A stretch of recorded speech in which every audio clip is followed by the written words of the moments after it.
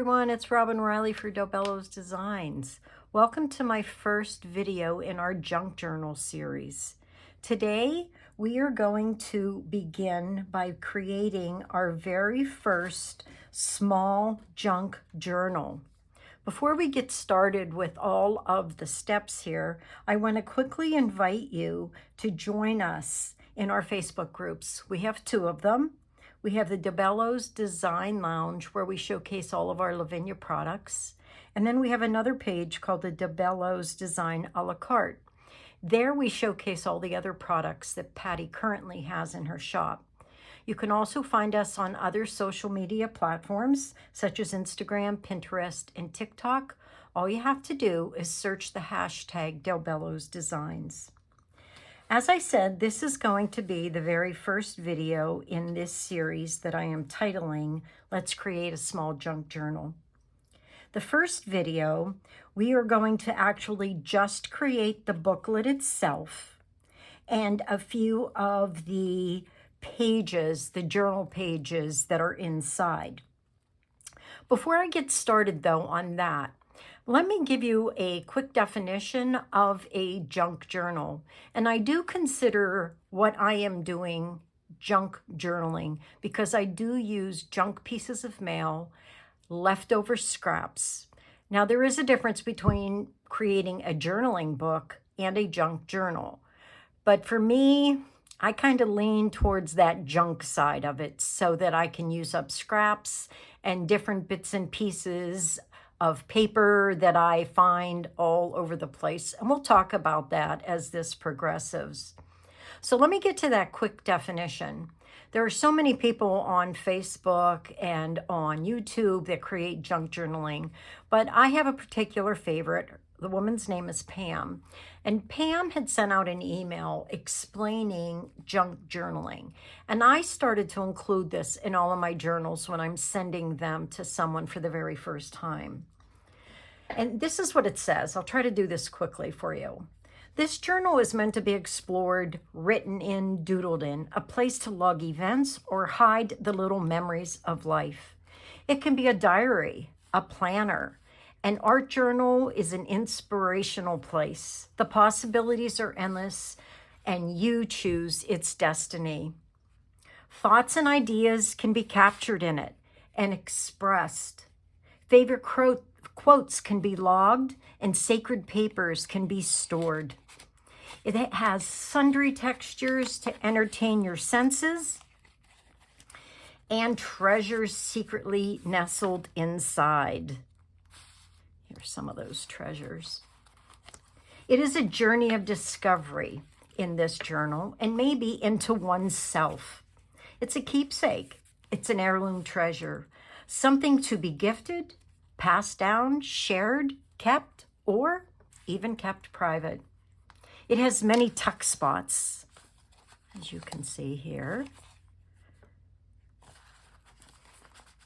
and little hideaway places to house your notions. Journaling cards, vintage stationery, mini notepads abound to give even more writing and journaling spaces. This journal is truly one of a kind on this earth, and no two are ever the same. Each one is made individually at a time by myself to truly focus on the nature and the spirit of that particular journal. I hope you thoroughly enjoy this journal that has made its long and happy journey to you. May it bring you peace and joy. I absolutely love that definition of a junk journal. And like I said, I do send that along when I ship these out to friends and family. Okay, so let's get started on this. There's a lot of supplies here.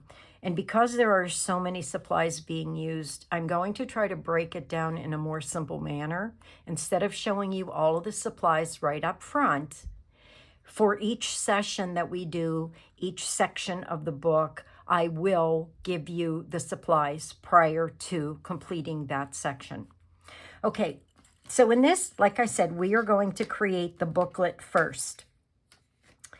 And let me go over the supplies that we are going to use for this booklet. Now, before I actually jump into the supplies, I'm going to clean this booklet out because I find it maybe visually distracting to have everything hanging out. So what I'm going to do is I'm going to pull out all of my side pockets. All of these pieces are considered ephemera. And ephemera can be just about anything. Personally, I like to hand make all of my own ephemera. But there are many areas, many places where you can buy different tags, you know, naturally online. You can find stuff. You can, goodness, buy complete packages of ephemera.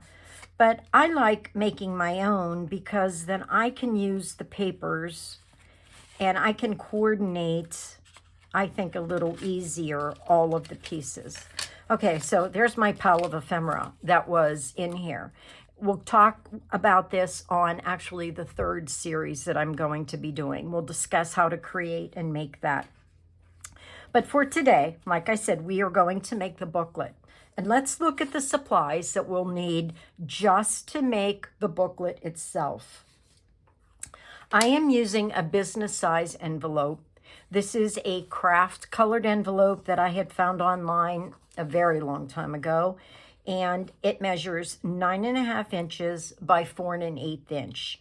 Now, I think as I've shopped around, the measurements are pretty similar for a business size envelope, but it might differ slightly. And don't worry about that because it's really not that necessary for it to be the exact size. But you will need 4 of these envelopes to get started. I will be using Distress Oxide ink in Vintage Photo along with a blending foam. You can use any type of blending tool that you would like. You will need a strong adhesive. I personally like this one made by the company Beacon. It's called 3-in-1.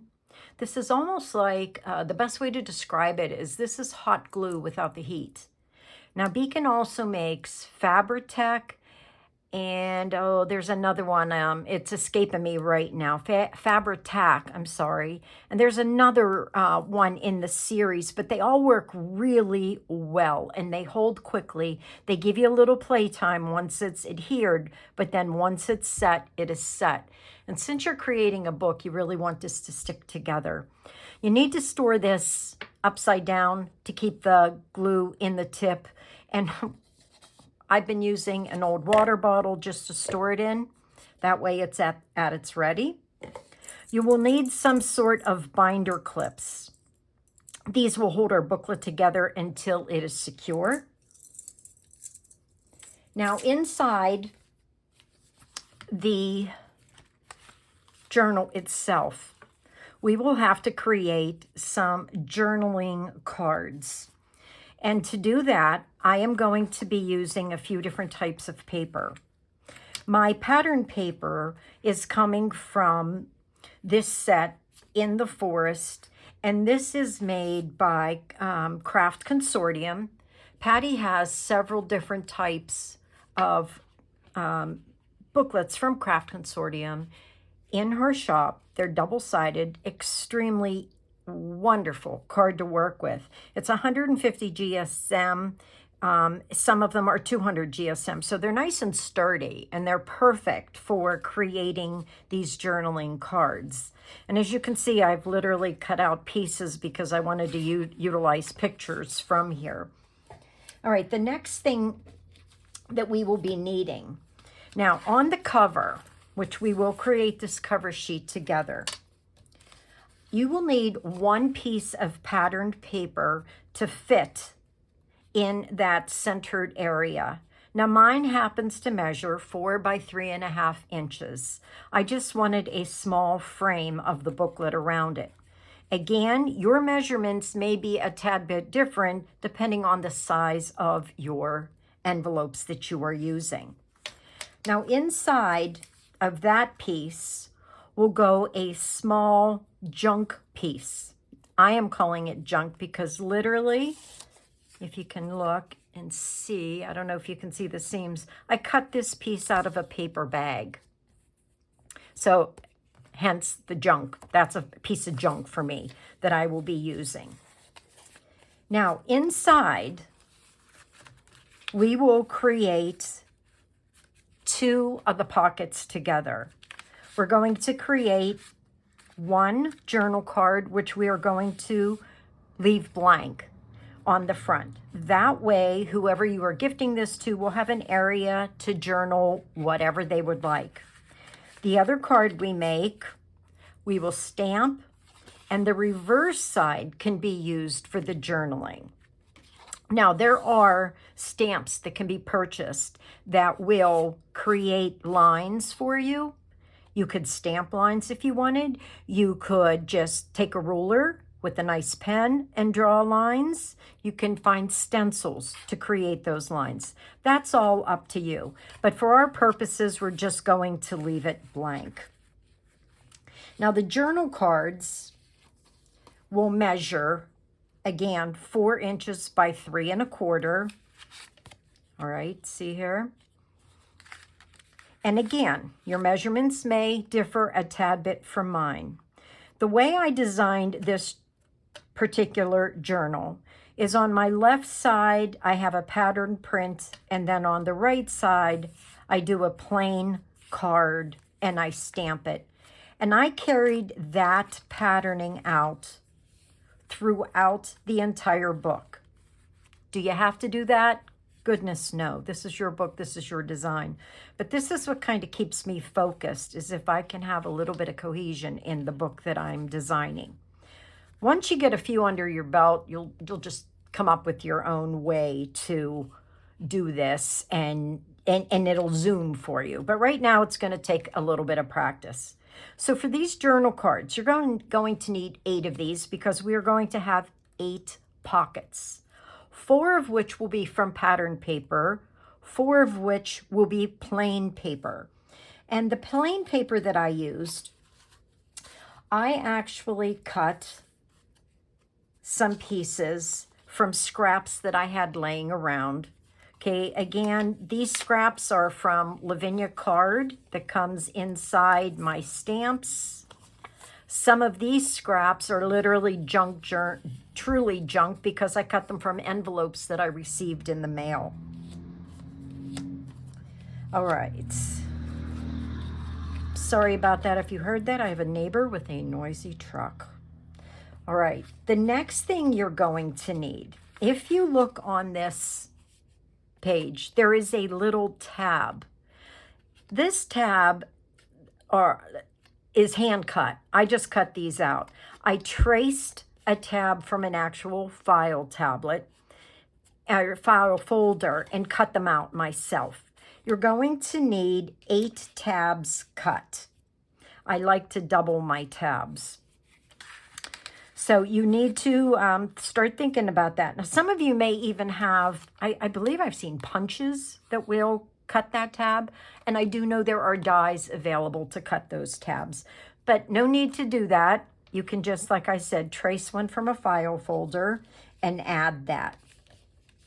The other type of tab that I used, let me flip back here, is just simply a circle tab. And I used a 1-inch hole punch. Let me see if I can find my hole punch. Here it is. I used a 1-inch hole punch, and I punched out 8 of those circles. I like to double mine to make them thicker. We'll get into more of the details of that when we get to that point. But you are going to need to think about that. What would you like to use for your tabs? And, you know, at the same token, look at this one. It doesn't have a tab. So you don't need that. Now, this little circle here, I consider a piece of ephemera. That we will discuss as we get into the 3rd video. Okay, let's get started just creating the folder itself. All right, I'm going to bring in my business size envelope. And what I'm going to do before anything else, and I like to do this, it finishes the edges for me. using the Distressed Oxide ink and the brush, I add a brown edging all around the entire envelope. I do every side, and it does not have to be even by any means. I just literally slap this on the edges, and I do both sides. If you are like me, I may start a project and then something comes up and I have to walk away and leave.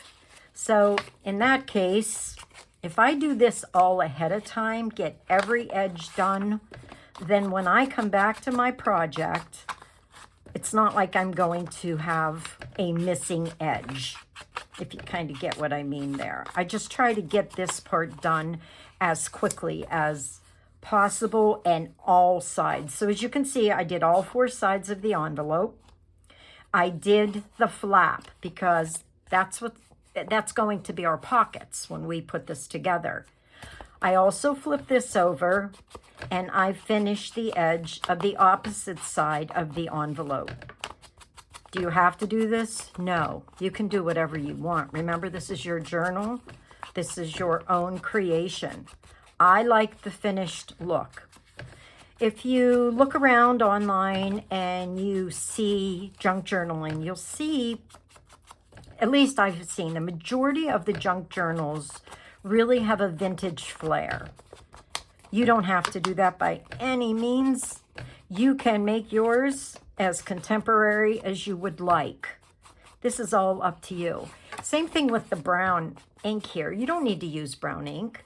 You can use any color you want to highlight. And you don't even have to do that if you don't want to. Again, remember, this is all your creation. Now, next part. Once you get that all inked together, what you are going to do is literally fold this in half. Do your best to get those corners matched up. If it's not perfect, don't worry. That kind of falls in line with the junk part of the journaling. But I do like to try to get mine as close as possible. I always run my finger down to the center, do a finger press, and then I bring in a bone folder. So here's one of those supplies you're going to want to have. The entire supply list will be listed at the end of this video.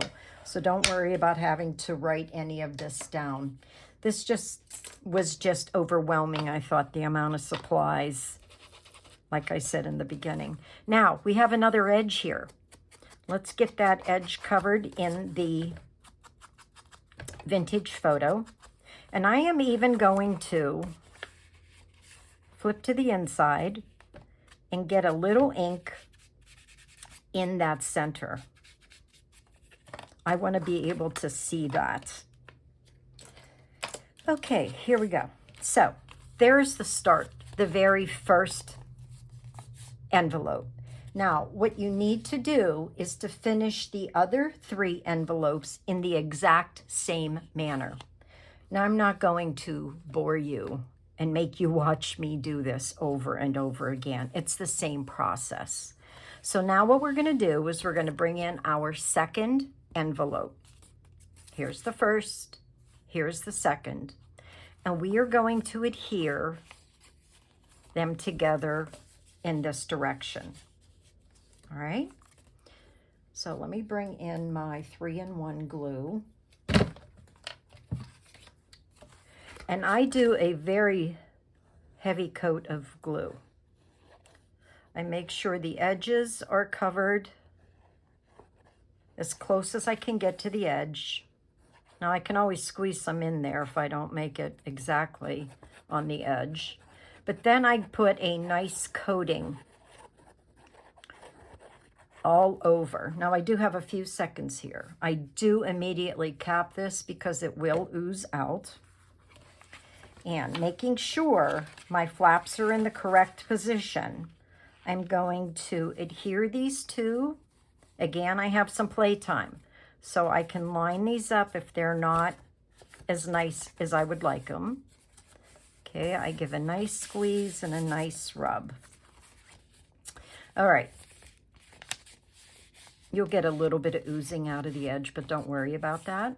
So there we have our first set of pages. Now, we're going to continue with the next envelope. Bringing in the third, I am going to adhere the furthest back to the front of envelope number 3. Get this glued, same procedure, as close as I can get to the edge. For those of you that may be wondering, this glue has a very slight odor, but it's nothing overbearing. So don't worry about that, but you can always keep a window cracked open or a small fan running if you're concerned about that.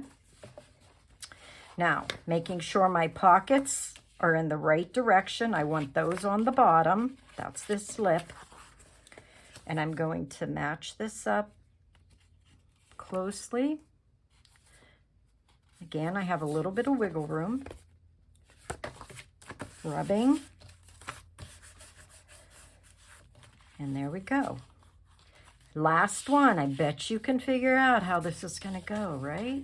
We just attach our last envelope in the same manner. Always making sure those pockets are in the right direction. And actually, believe it or not, I have seen people create junk journals where the pocket isn't on the bottom and it is on the top. That's an uploading pocket, and that's perfectly fine. So really, even if you made that mistake, you could salvage it. You could make it work. Okay, so let's get these together.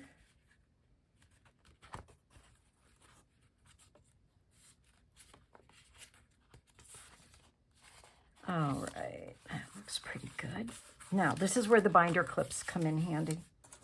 You want to, oh, I just slid that out of place. You want to take your binder clips. They don't have to be these teeny tiny ones. You can, if you have large ones, that works just as well. You want to adhere, or you want these to adhere strongly. So clip this, set it to the side, and by the time we're done creating our cover sheet, we'll be ready to move on. So let's bring in that cover sheet. And let me grab my pieces again. This is what I'm going to use for my cover. I have this cute piece here, along with, remember I told you I cut this out of a brown paper bag. So what I want to do, and again, I like my edges to all look the same. So I am going to use my brown, my Vintage Photo Distress Oxide. Keep in mind, any color will work. You're not working for perfection here. You just want some color. If you want, you can add a little color to that edge to create some interest if you're using a bag like I did. Same thing here. Gonna finish this edge. Now you may have noticed, I'm not sure if the camera is picking this up or not, but when I cut these pieces, these toppers out, what I used was a, let me grab it for you. This is the Tim Holtz decal cutter, and what it does is creates a deckled edge on the paper. Let me see if I hold it up, if you'll be able to see that it's not even. Now, you could use any type of decorative scissor if you want to get a unique edge, or they can just be straight edges. That's fine. It doesn't matter. All right, now for this particular piece, I am going to use the Art Glitter Dries Clear Adhesive. I don't need anything thick on here. This is such a thin piece of paper that I feel confident that it will stay adhered with this type of glue. I think I'll run just a little bit here and there to hold it still. And I'm going to center this right there. Let me get my pin placed back into my glue. All right, now the next tool that I will be using will be a Misty Stamper. You don't have to use a Misty Stamper, but if you have followed me, you have heard me say that I am not the best with acrylic blocks. So I feel much more confident in using the Misty. Before I get started here, let me try. I think I'll put this in the middle. Maybe it'll be a lot easier for you to see this way. All right, before I do any stamping, let me go over the stamps that I'm going to be using and the inks. I'm going to be using the Fairy Bell set, which is LAV 610, Bluebells, LAV 002, Lavender, LAV 093, and Fieldgrass, LAV 197. All right, the inks that I will be using all VersaFine Clair inks for my stamping. I will be using Golden Meadow, along with Rainforest, Chianti, Twilight. Now, if you look at my original here, you will see some white dots. How I created those dots was with a product called Dr. P.H. Martin's Bleed Proof White. It's a thick type of an ink that is truly white. Nothing bleeds through, hence the name. Along with that, I will be using a stylus. Has a small ball on the end. That is what creates the dots.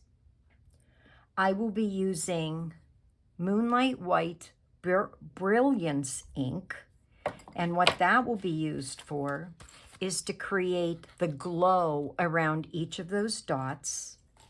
And to put that on, I will be simply using a Q-tip. All right, let me get a little bit more organized here. It's a good thing you can't see to the left and to the right of me because I have stuff everywhere. Okay, let's start in the center, and I'm going to be using the Fairy Bell set. And I am just going to place these randomly. And for the Fairy Bells, I'm using this Golden Meadow. This is such a unique color. It's not yellow, it's not gold, nor is it green. It's just a great combination of all of the above. So I'm just going to place them willy-nilly. And keep in mind now, you need to be cleaning your stamps. After you use them, I simply and only use water with a microfiber towel. Okay. And let me add the next little guy here. I do love this set. It's so sweet and so whimsical, I think. All right, let's get that one on there. Quick clean. Oh, I hope I'm in shot here, guys. Sorry if I'm not, I apologize. If not, all right. Okay, one last one of the Fairy Bells. Let's get that on here. All right. Now that that's done, I will move on to, I believe I'll do my lavender, or my bluebells next. So since bluebells, I kind of tend to use blue on those. And I'm going to use the Twilight ink. I want to try to create a little dimension here. So I will do a second generation of stamping. So first generation will be the darkest.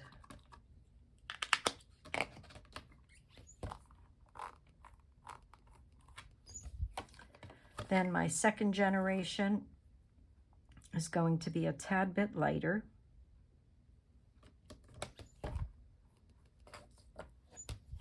And I'm even going to try to squeeze out a third generation here. All right, that worked well. Next, I will use the Chianti, and that will be done with the lavender. And I'm going to do basically the same thing. I'm going to get a dark stamp first, and then I will do a second and third generation, trying to create a little bit of dimension in this scene. So there's one, there's two, and three. And as you can see, I'm not concerned that a little bit of the stamping is getting on my pattern paper. To be honest with you, it's barely even noticeable. So I'm not worried about that at all. All right, now I'm going to, let me remove this.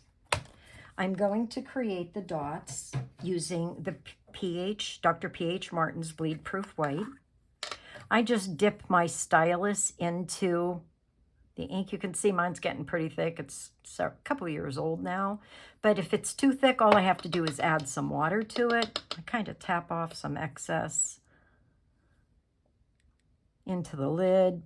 And then I'm going to just randomly place these small white dots. Now this takes a few minutes to dry. This is an instant.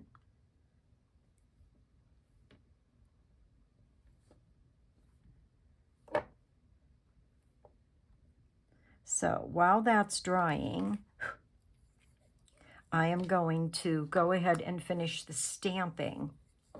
I'm hoping this order works. That way you don't have to wait so long to see this get completed.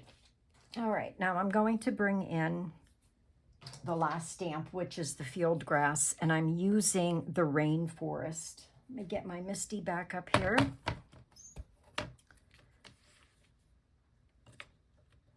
And I am going to go ahead and I'm just very lightly going to be stamping the grass element, and I'm not going to use the entire card. You see, I'm not pressing very hard with the ink. I just want a light amount of this. I'm trying to stay away from my white dots here. Now that's working well. Okay, let me do another one over here. And I want one more here, missing that white dot in the corner. Let me get a little more ink on that. So just a light tap of the ink. There we go. All right, that's good. Now let's hope my white dots have dried completely. Get this out of here. I think it'd be easier for you to see. All right, using the Brilliance ink, this is Moonlight White. This ink lasts forever too, guys, if you get it. This is just a nice one to create nice highlights if you want a white area. And it does come with this plastic lid. I'm not sure if you're used to using this type of ink at all, but you want to save this lid. This slips on the pad and then the lid. And what it does is it really helps prevent this ink from drying out. So tapping my Q-tip into that ink, and I'm going to tap off onto my work surface to make sure I have some of that ink. I'm going to simply tap a couple times. It's not instant. And again, I'm working on brown paper. So all I need to do is tap 1, 2, 3 times, and I'm seeing that glow on this paper. I'll hold this up as soon as I'm done so you can see. They're not perfect circles by any means, and you definitely don't want that, right? Okay, let's get this out of the way, and let me hold this up so you can see. As this dries, there'll be more of a shimmer to it, and it just gives a nice glowing effect. Now, the last thing I'm going to do here, another one of our supplies needed, is a jelly roll pen. This is the white.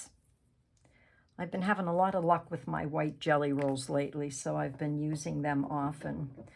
Scratch it off onto a piece of scratch paper to make sure your ink is running.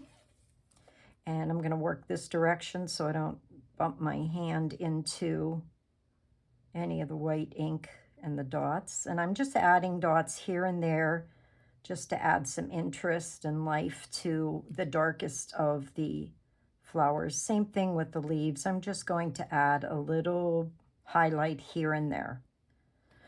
Same thing here with the bluebells. I will add a little bit of interest with a few white dots on the bells themselves. A little bit on the leaves. And then with a pretty, oh, I just forgot the name of those.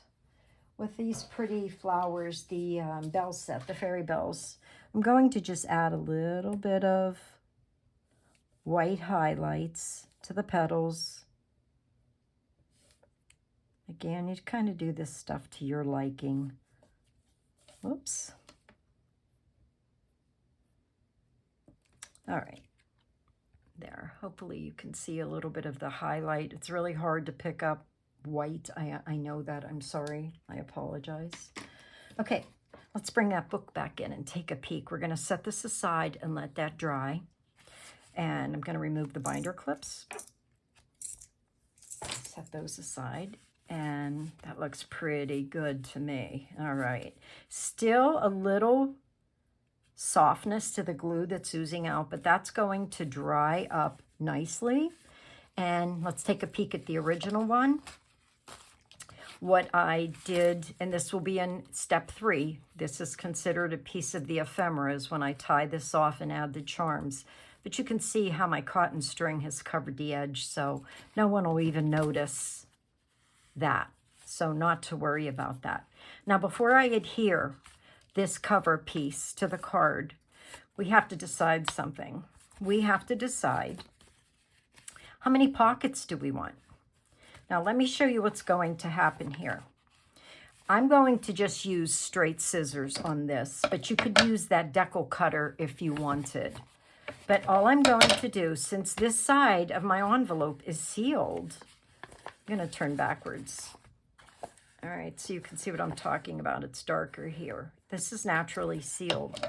I'm going to take my scissors and I'm going to cut an extremely fine piece of that envelope off. You can see how fine that piece is, I hope. And what that has done is it has opened up my envelope. Now you saw what happened there? So you put a little dab of glue there. Let me get that to hold it down. Okay, that'll go there just for now. All right, so that pocket still has a nice area to fill with ephemera. Now we're going to do a little dab of glue here in the center to hold. Now be careful where you're gluing, all right? You don't want to make a mess, so just a little bit of glue is needed. Glue that there. All right. And I'm just going to put a small dot of glue underneath that edge. This glue is kind of cool. I like it a lot because, number one, it works well, but it reminds me of rubber cement. So if you get some oozing, all you have to do is rub it, and it literally will roll right off of your paper. I've even found it like days later where I missed a piece and it still rubs off, so that's nice to know. Now, on this side, again, you have to be careful. You don't want to cut off your pocket here. Again, taking the scissors, we are going to trim off the slightest piece of the envelope. Let's see if I got them all. One there. Whoop, I cut so slight here, I missed a piece. Let me go back in and just trim that a little bit. Now, because we have 2 envelopes together, we are going to end up with 2 pockets here. Let me get this piece of glue out of there. And again, all we're going to do is glue down those little bits that are popping up. Okay, just a little dab. Get that in there and squeeze. All right. So these are those pockets that we are going to fill with ephemera as time goes on here. Now, I'm going to stop here. I'm not going to continue to cut each one of the envelopes. You are going to do that on your own so that when we get back together, all of the edges of your journal will be cut and you will have these open slots for us. I keep popping that off. They'll have these open slots for us to add our ephemera. Again, that's going to be the last step. All right, let's just go back now. As I keep rambling here, let's go back and finish the front by simply gluing this piece. And I am going to use the heavy duty glue here because I want to make sure this stays on throughout this entire process, because we're opening and closing the journal a lot, so you don't want things falling off or getting pulled off by accident. So let's make sure we're adhering things well. Okay, so there. Now we have the cover. Get this glue back on. Lid back on. We have our cover done. We're going to go in and create just the first 2 pockets, and that's where I'm going to leave you today. But let's do these journal cards, and then you have homework. You can go ahead and finish creating each pocket and each card. All right, let's get started on that. Let me pull the first journal card that I'm going to be making. And that's going in here, see? And what I'm going to do is add, let me grab my little piece of card. I'm going to adhere these 2 together. And on this side, what I'm planning on doing is just a plain brown piece, which will go inside here. And the journaling can take place on the back. All right, now again, I edge everything. So as you're planning your journal and you're thinking about how you want this to look, if you are going to follow exactly what I'm doing, then I'm going to suggest you do this part, all of the edging. Get this done ahead of time, and then assembling this together will be a lot quicker, and it won't feel as tedious because you're going to have all of that edging done. Now, if you opt to not edge your pages or your journaling cards, that's fine. You're going to get through this a lot quicker. Now, I am going to flip and do the back side of my pattern paper, because this is the area in which I want the recipient to be able to write their thoughts or messages, however they want to use this. All right, so those 2 are going to go together, and the back is inked and ready. I'm going to go ahead and do this quickly, get my edges done, then I can proceed in decorating this for you. Both sides I'm doing. Again, the back of this card is where journaling can take place.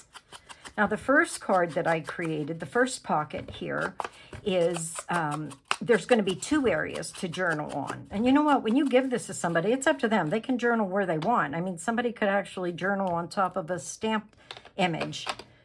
I just try to get all my pieces finished, and then the option is left up to the recipient. Okay, let me get this out of the way. And our second page is simply going to be, our first card actually, our first journaling card is simply going to be, see, don't you recognize the back of that card? See, hence junk. Otherwise, you know, this could have been thrown away, but here I'm making use of a piece of junk paper, and no one will know except us that that's what it was. So that piece literally is just about done. The only other thing I'm going to do is I'm going to get a tab And I'm going to, and I always mix and match. I definitely don't have the same exact paper. I mix and match what I'm doing. So I'm going to, and again, like I told you, I like to use 2, just makes it a little firmer. I'm going to add this to the front and then add the second one to the back, gluing them together. This will just make a stronger tab. Oh, that's pretty. Let me see. I'm using these beautiful patterned papers from Consortium. It's hard to decide because both sides of the paper are so beautiful. So you just got to go with your gut. Okay, so first journaling card, done. Now, I can go in, I'm gonna hold this, I'm gonna give this a little edging because that's gonna drive me crazy that I didn't do that. No one's gonna know that but me. All right. There, I got that matched up. That'll just take a minute to dry, and that will be our first journal card completed. Completed to the point of there's no ephemera. We can always, again, that's like my very last step is adding my ephemera and my other doodads that I might want to add to each card. But that one is finished. Now we're going to go ahead and finish the second journal card. And for this, I'm going to bring in my supplies for you to see what I'm using. So on my card, I am going to need a 2 1/4 inch circle. That's going to be for my moon. I am using a blending brush that already has yellow ink on it, so I'm not adding any more ink because I want this to be light. The stamps that I'm using, the Large Owl, LAV 202, Tree Branch, LAV 506, and Forest Scene, LAV 542. All right, let me get my Misty back in here. Get my card set. Hopefully, I'll keep that in the middle so you can see what I'm doing. And I am going to first place my moon. And like I said, I am just going to use the ink that is currently on my brush. So I will guarantee you it's a combination of every yellow that I own because I don't wash my brushes. So let's see. That's a little too faint. I'm going to add just a tad bit more.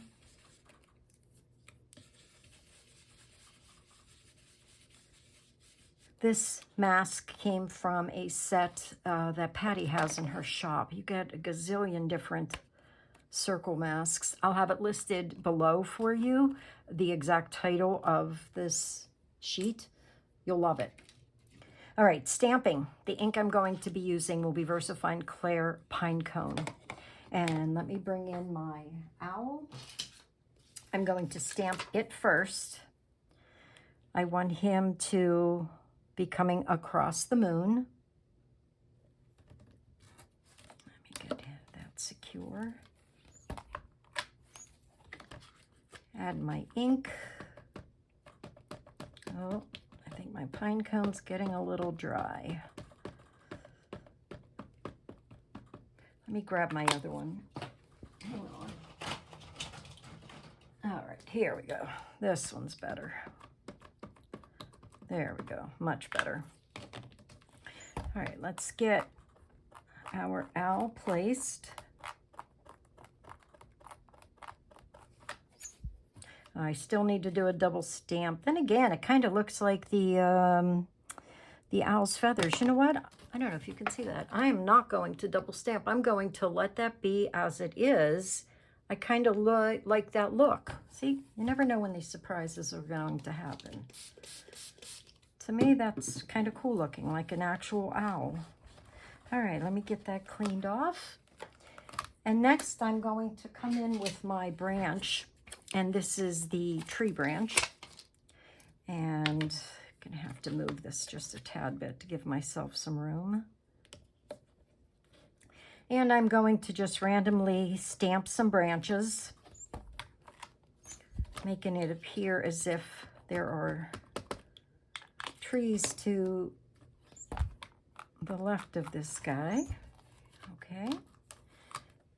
And I think I will do another one right about there. And I want it to be a little darker than that, so I will re-ink. All right, that works. Let me get this cleaned off quickly and out of the way. And the last stamp is this gorgeous forest scene. This is one of the prettiest sets of trees, I think, in the Lavinia line. I'm just going to place it down in the corner. I want it, I want to give the illusion that the owl is sitting up higher. Again, using that pine cone. Naturally, I got it on the edge. Let me clean that off. Okay, that should do it. Let me see. Give that a nice press. Good, good, good. All right, moving on. Let me get this cleaned off. Now you can see how easy it is to create the journal cards. They can be really simple. That'll fit right in here. See how simple that is? Now, to add a little interest to this, I'm going to use that white Jelly Roll pen. I'm going to add a little bit of a highlight on the tree branches. Since the moon is out shining here. And I'm just literally scribbling some white lines on these branches for interest.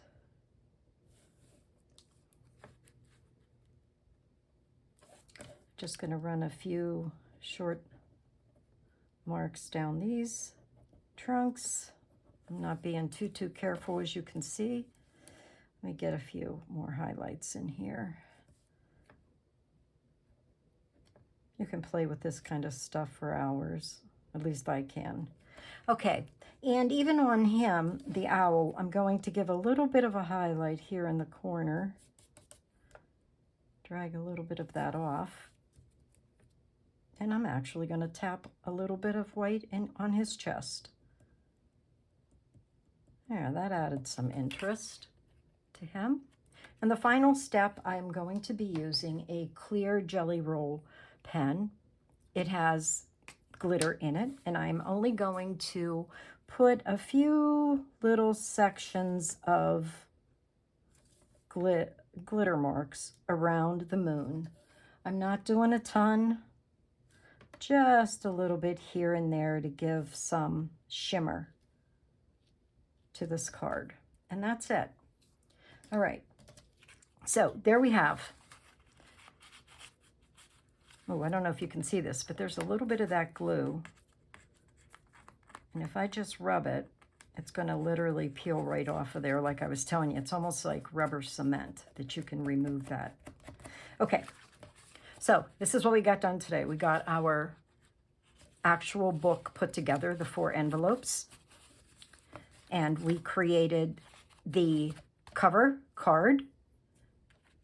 We created our first 2 journaling cards. All right, one with a lift tab and one without. Journaling can take place on the front or the back and the back. Journaling here, if the recipient wanted to, could write stuff on the front if they wanted. And they definitely have space on the back. Okay, so the next time we get together, the very next step of this, hopefully you will have all of your edges cut in your envelopes. You will have your pockets adhered. Remember, just a dot of glue in the center, a dot on the edges. Okay, you want those to be held in place. You'll do each of those. And you will continue making your journal cards. So you want to go ahead and fill up your book simply with journal cards.